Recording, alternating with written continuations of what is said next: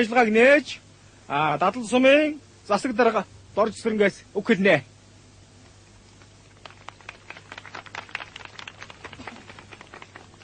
Эрхэм зоч төлөөлөгчдөө манай суманд явагдах алдарга нь 94 Бурят дууны наадамд алс холоос ая дуугаар өгөхөөр эзэн Чингисийн өлгийн нутагт хөрөлсөн ирж оролцож байгаа уран сайханчид, Монгол телевизийн уран бүтээлчид, аймгийн засаг даргын тамгын газар, шүүгчид, хан кэнти шуулгын уран бүтээлчид та бүхэнд сумынхаа нийт хөдөлмөрчдийн өмнөөс баярлж байгаагаар илэрхийлье. Төр засгаас ардын уламжилт, ёс заншил, урлаг соёлоо хөгжүүлэх талаар олон талын арга хэмжээ авч хэрэгжүүлж байдгийг нэг илрэл бол аймгийн нийгмийн бодлогын хэлцээс тус суманд явуулж байгаа Бурят дууны анхны наадам юм а. Энэ арга хэмжээ зөвхөн авьяаслаг уран бүтээлчдийг илрүүлээ зогсохгүй, мартагдах шахсан ардын дуухуур, ёс заншлыг хойч үедээ уламжлуулан үлдээх, сэргээн баяжуулж хөгжүүлэхэд ач холбогдолтой билээ. Наадамчин та бүхэнд урлагийн их амжилт, сайн сайхан бүхнийг хүсч наадмын ажиллагааг нээсний мэдэгдэе.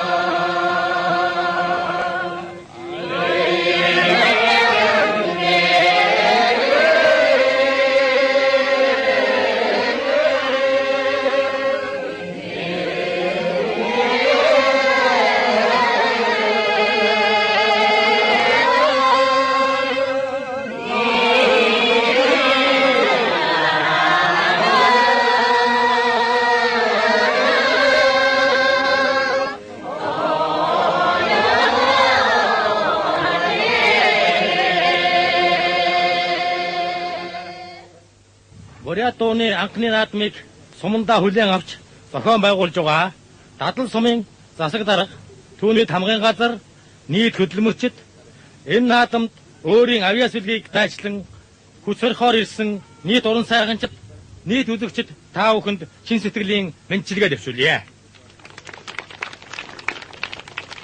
Энэ хүн наадмыг дадал суманд зохион байгуулж байгаа дараах хэдэн зүйл ач холбогдол өгч байна.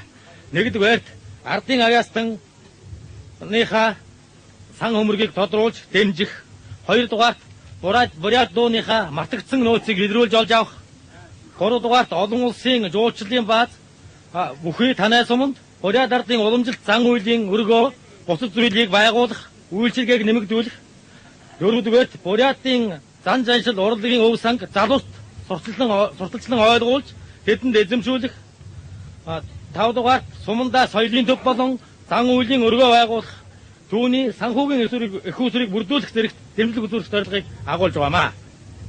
Бурятын эртний уламжлалт урлаг, зан үйлийн соёл бол өнөөгийн нөхцөл, улам бидний хүсэн хүлээсэн нэгэн зүйл болж байна.